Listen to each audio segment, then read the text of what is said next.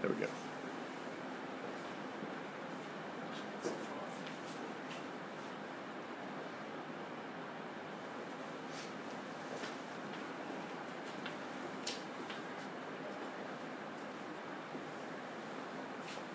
All right, guys. Well, I appreciate you guys coming in, and today we're going to be taking a look at some research that myself, Mary Kay Barfield, and Angela Masden were all a part of. We're actually researching, actually looking at student schedules as a way to potentially increase performance in specifically reading, and specifically we're looking at 6th grade students. Again, we actually did this research at No Middle School, and I think it's really important to understand where the research was done. If you don't understand where the research was done, it may leave question as to what was the purpose behind the research, or what kind of drove the research to be conducted in the first place. So with that, just kind of a profile of the school. We'll take some time to kind of go through that. And No Middle School is actually located kind of in the greater downtown Louisville area. It's actually just outside of the University of Louisville. Actually shares ground with 2 prominent schools here in Jefferson County Public Schools, and that's DuPont Manual High School, as well as the Youth Performing Arts School. We actually have 1,300, at least when we started this research, we had 1,320 students between grades 6 through 8. And we actually have 2 magnet programs here at No Middle School. We have a Visual and Performing Arts magnet program, and we also have a Gifted and Talented program. So 51% of the students who attend the school are actually a part of our magnet programs. They're a part of our Visual and Performing Arts program, or our Gifted and Talented program. Now 49% of those students actually attend the school for reasons outside of being a part of that magnet program. Those things can be that they live in the residential area of the school.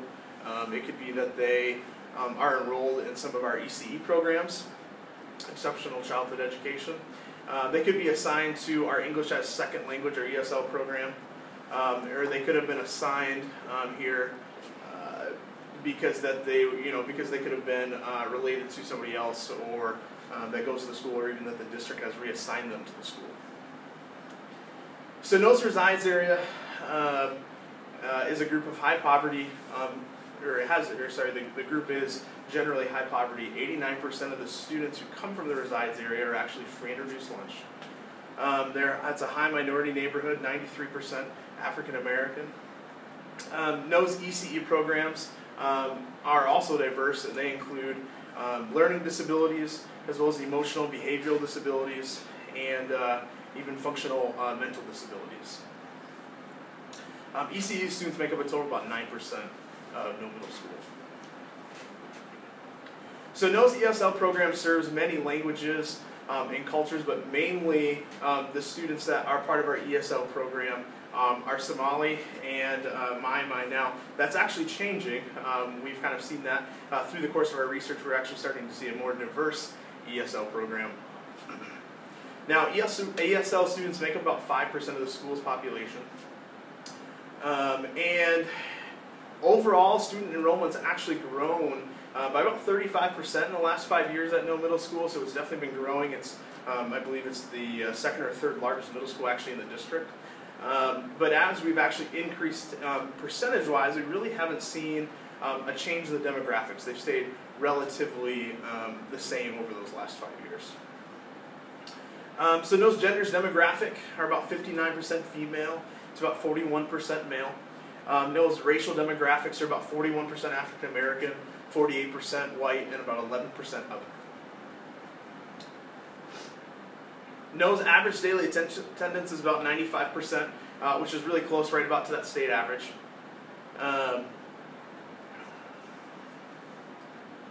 Oops, sorry about that. We have about 135 staff members within the school. About 67 of those are highly qualified classroom teachers. We have 4 resource teachers, 2 counselors, 4 assistant principals, 1 principal, and about 57 staff members in other supportive roles in the school, whether they're instructional assistants or janitorial staff working in the cafeteria, security guards, things of that nature. So really we also need to kind of look at the school's needs and how the school actually goes about deciding what its needs actually are. So we're going to look at how learning and achievement gaps are identified within the school. So the following data sources are traditionally used within the school, and those are the Kentucky Performance Rating for Educational Progress, or KPREP, the District Proficiency Assessments, walkthrough data, non-cognitive data, so that would be things like motivation, grit, self-regulation, social skills, or other things like that that are maybe a little bit tougher to get in actual hard data. And then also discipline data. So when we're actually looking at this data, it's also important to know the teams that actually work to work with this data to kind of decide where the school needs to go. So we actually have an instructional leadership team. We call our ILT team here. We have a site-based decision-making council, professional learning communities, or PLCs, or also they meet in departments, so we can say departments as well. We have a leadership team, parent groups, and with that, I think it's also kind of important to understand what the progression is. How do these groups work together to kind of decide what those needs are? So here at Knoll Middle School, the way that traditionally works is that if we kind of backtrack and we kind of look at this, we have our professional learning communities, leadership teams, and parent groups will all kind of get together and decide what do they think are our priority areas. And they'll kind of define those priorities that they see. For instance, with the departments, they're going to look more specifically in their contents. What are the priorities within their departments? The leadership team will kind of look like more in the schools, and the parents will kind of look at it from a whole different perspective. What are the needs within the school? And they all report to the instructional leadership team, and there's individuals that are a part of each one of those groups who make up that instructional leadership team. Now that instructional leadership team is going to go ahead, compile all those ideas, make one plan, our comprehensive school improvement plan. They then present that to our site-based decision-making council, and the site-based decision-making council will review that as well as many of the other data sources and either make recommendations for changes or go ahead and approve that. So, Knoll Middle School findings. When you actually start looking at that data, when these groups started to do that, as we were deciding where our research was going to head, what they started to realize was that students were performing above the district and state average in the percent proficient and distinguished for the content areas on the KPREP, but our proficient distinguished ranged from 55.9% in writing to 62.5% in social studies. George, could you come to the main office? George, could you come where to the we started main to office, please? kind of notice a difference from that was actually looking at our GAP students and realizing that our GAP students are meeting proficiency at a higher level than the district in all areas except for reading and language mechanics and the state in writing. So you can kind of see here when we start to look at this chart, you can see that in the areas highlighted, these are the ones where we are actually scoring higher than the one next to it. For instance, in math, we're at 24.1, which puts us higher than the district, who's at 20.8% proficient, but below the state, who's at 26.1. It's a similar story in social studies, where again we're scoring higher than the district, but slightly lower than the state. And then in writing, we actually are scoring higher in the school, the district, as well as the state. Now, if we look in the areas of language mechanics and the areas of reading, we can see that we are slightly behind the district in language mechanics and a little further behind the state. And again, similar story with reading, slightly behind the district, and then again, a good little ways behind the state. And that was kind of what they started to realize. Now, we also found that we have a higher novice numbers as compared to the state among GAP students in reading, math, and social studies. And if you see that kind of breakdown, these are our percent novice. So in reading we had 32.7 compared to the state at 28.4, and math 28.7 compared to the state's 22.1, and social 7.5 to 16.0. So that kind of helps again indicate that we're seeing that our GAP students are performing maybe a little bit lower than average compared to the state, and even sometimes compared to the district, even though our proficient was scoring very, very high, and our distinguished, again, scoring very, very well. So we kind of had this big divide in the school.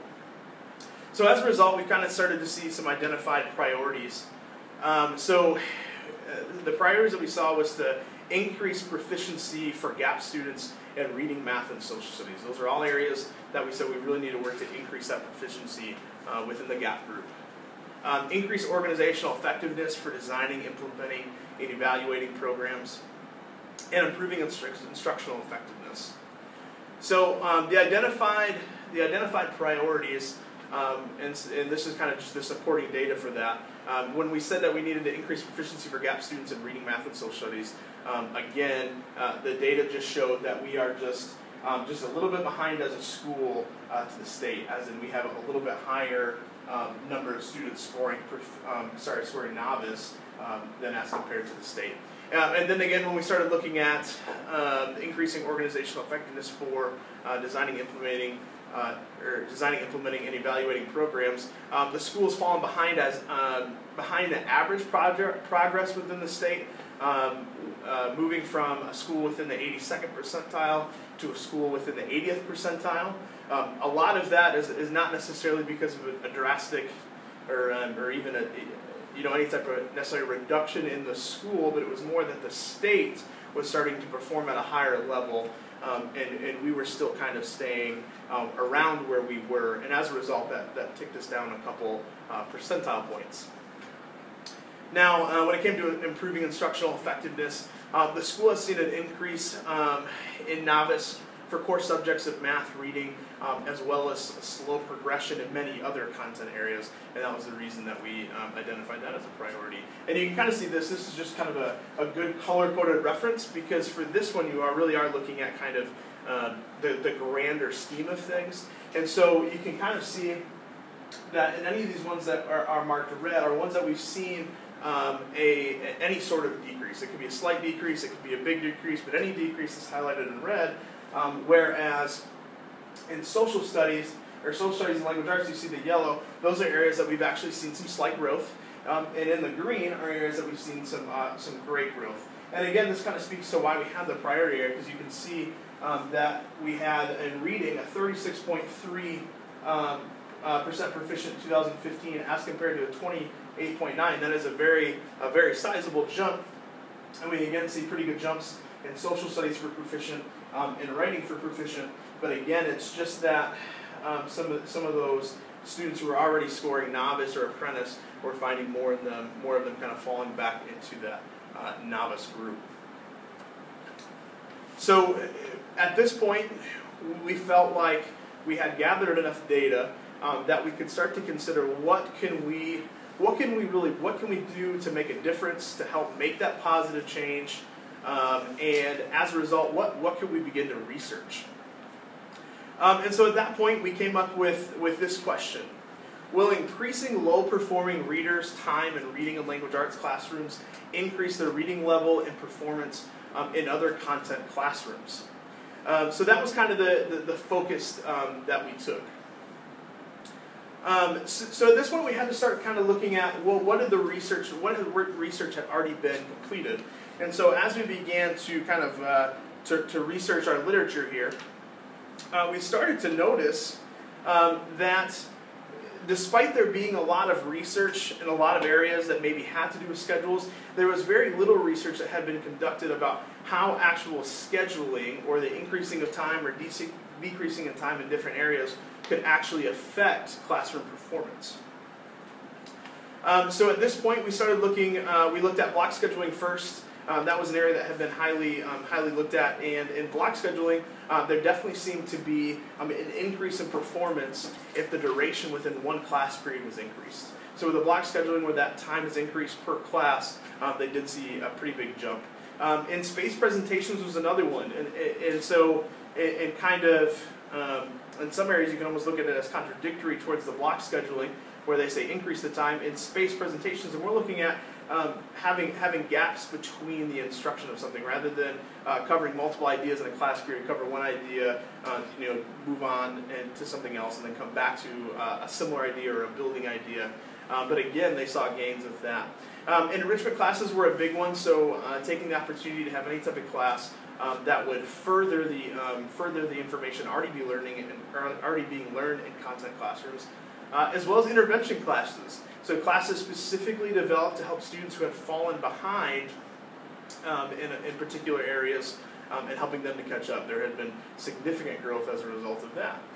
Response to intervention had been another big one as far as like scheduling, as far as bringing individuals into the classroom to help students who are already struggling to be more successful in those classrooms, and there had been gains seen through that. And one of the biggest ones that we saw was early intervention in education, or the idea of catching students but before they get too far behind. There's also a big idea behind evidence-based instruction and how that had show growth within the classroom for students. And then the last one was computer-based reading. This was actually in the United Kingdom. They had focused on using computer-based software, computer-based programs to help students to increase their performance, and that was something that was also successful. So at this point we started to look at how can we go ahead and collect data that is going to help us to decide, is our adjusted schedules going to make a difference? So we decided that we had a couple different areas that we could look at, some data sources, because again we're looking at how can scheduling make a difference in all content classrooms, specifically focusing on increasing time in reading. And so we looked at the Scholastic Reading Assessment, or the SRI, and there was an August test and a December test that we would be kind of using as our beginning and end assessments. Then we also looked at proficiency assessments. Proficiency assessments are common assessments within the district.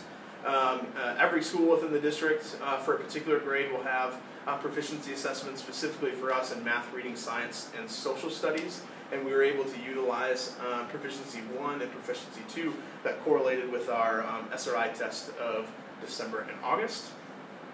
And then also just the grading period grades for periods 1, 2, and 3, and specifically in math, English, science, social studies, and reading. Those were all areas that we were going to gather data and hopefully be able to find some correlation to whether or not adjusting schedules would make a difference. So at this point, it's important to understand how we use that data. How did we take the data that we gathered in those different areas and use them to be able to correlate findings. But before you do that, we have to understand that there's the way that we went about collecting this data was actually creating two different schedules.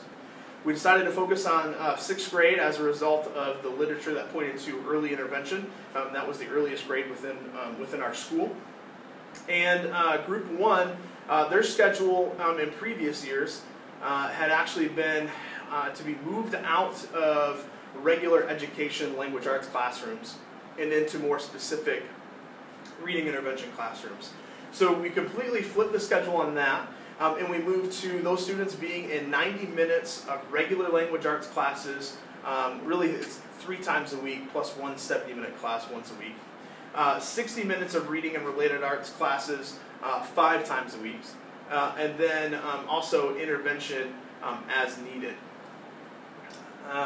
And actually, these slides were flipped, so I apologize. So if we actually look at this, Group 1 also has the additional 40 minutes intervention reading class 3 times a week. So this is actually Group 1's schedule. Now Group 2 schedule is pretty much the same thing. And if you look at it, the only difference between Group 1 and Group 2 is Group 1 actually, so you can kind of ignore that, Group 1 actually has this 40-minute intervention, so an increased amount of time, whereas Group 2 did not have that. Okay. So when we started looking at the proficiency assessments, we're trying to decide how can we actually tabulate those proficiency assessments so that way we can actually get some sort of gauge on that. So what we did is the scores for each proficiency assessment were taken for every class or each group. Scores were placed in a different bar graph for each content area. And then each graph there was one bar representing the number of students who scored novice, apprentice, proficient, distinguished for each assessment. And you guys will be able to see that exact chart here in a minute. For the SRI test, scores were gathered by student for SRI Test 1 and Test 2. An average for each test was found and actually charted in a bar graph where it showed Group 1 and 2 directly next to each other. And then scores for Test 1 and Test 2 were also sorted from highest to lowest for Group 1 as well as for Group 2. And then separate charts were created for Group 1 and Group 2 where the scores from highest to lowest were put on a linear chart so you could actually see the progress, which again you'll see here in just a minute. Lastly, for grading period grades, each student's grades were collected for the first, second, and third grading periods. Each grading period grade was then averaged for every class or every content area and then placed on a graph with all 5 content areas listed, and a bar was created to represent the average grade in each one of those content classes. So when we started to look at the results here of increasing time in language arts, we found some kind of interesting correlation. When you look at Group 1's Lexile score, so again remember that this is the group that has a greater amount of time devoted to reading and language arts-based classes. They have that extra 40 minutes a week, or 40 minutes 3 times a week. You can actually see that here, right here at the beginning, this darker line, the brown line, is actually the August Lexile score, and you can see that it starts out lower, and even though it does have a higher, they have the highest score of either test, you can see that when you look at December, you can see a progression. You can definitely see that progress was made generally across the board. And again, you'll see that when we look at our bar graph too. Now for Group 2, we didn't necessarily see that correlation. Their SRI scores, when you look at their overlay, again, this is all the scores tabulated, but highest to lowest, plotted on a linear chart. You see that they kind of mirror each other. And yeah, even though the lowest score was definitely still in August, with the highest score being in December, and that we can see little pockets of average growth, and they also have the highest point. When we look at them side by side, and this is really where you get the big picture, you can see that the average growth, so this is the average growth per student, is dramatically higher for the group that had the extra 40 minutes 3 times a week compared to the one that did not. And so this is the first time that we actually saw that kind of potential increase in language arts actually having a positive effect in increasing student learning. Now, from this point, we start to move on to the proficiencies, and again, looking at the greater, how does increasing language arts make a difference in all core content classes? And again, you're going to see that right in the front row is going to be the second proficiency that was given for each one of these charts, and in the back, you will see the first proficiency. So for Group 1 in math, we definitely saw some growth, at least. So we didn't see necessarily huge growth in the novice category, but we did see growth in those who were scoring apprentice. They had made some progress with more students scoring proficient. And for Group 1 in reading, again, here we actually don't see dramatic growth. And you can kind of see how more students ended up scoring novice for Group 1 in reading. In science, kind of the same story. Proficiency 1 students actually did better in Proficiency 1 than they did in Proficiency 2 for science. Again, this is the group having a greater time in language arts. And finally, with social studies, we did see some growth in social studies. So for Group 1, we saw growth in reading, and we saw growth in social studies, but in these other areas, we weren't seeing the same growth. Now for Group 2, again, this is the group that did not have the 40 minutes of extra time in language arts. For math, we actually started with the last one. It was math and make sure we get that right. Math and social studies were our areas in which we had seen growth. Now on this side, we're looking at math. We see that with Group 2, they had actually scored better on Proficiency 1 than Proficiency 2. With reading, we saw the same thing, scored better with Proficiency 2 than they did with Proficiency 1, as far as there was more students getting into the Proficient Distinguished, but we did see an increase in Novice and Proficiency 2. And then we looked at Group 2 Science. You can see some growth for Proficiency 2. We're seeing a greater number of students in Apprentice and Proficient, and a decrease in the number of students scoring in the Novice category. And then with Social Studies, we saw pretty similar from Proficiency 1 to Proficiency 2. Now that moves us on to our last one, and that was grades. And when we looked at grades, just remember that we took the average score for each grading period in each content area per group. So for Group 1, for instance, Math, each one of these bars represents the darkest one being grading period 1, the blue one in the center being grading period 2, and the last one being grading period 3. Those are the average scores for each grading period for that group in that content area.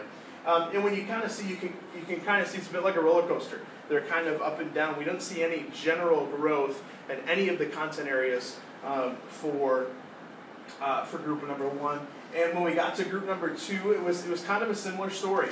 We didn't see any general increase in their grade per grading period in any of those areas. So that kind of moves us to our actions and next steps. What does this data tell us moving forward?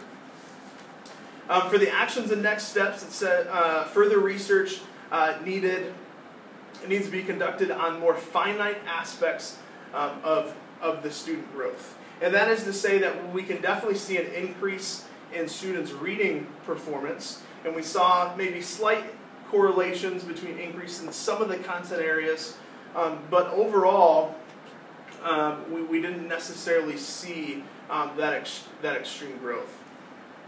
Now, we think that research should specifically be done to ensure that the difference in softwares between being utilized is not the reason for the varied performance. Now, that is to say that Group 1 and Group 2 were actually using two different software programs in the related arts classes to help them to increase their performance in reading.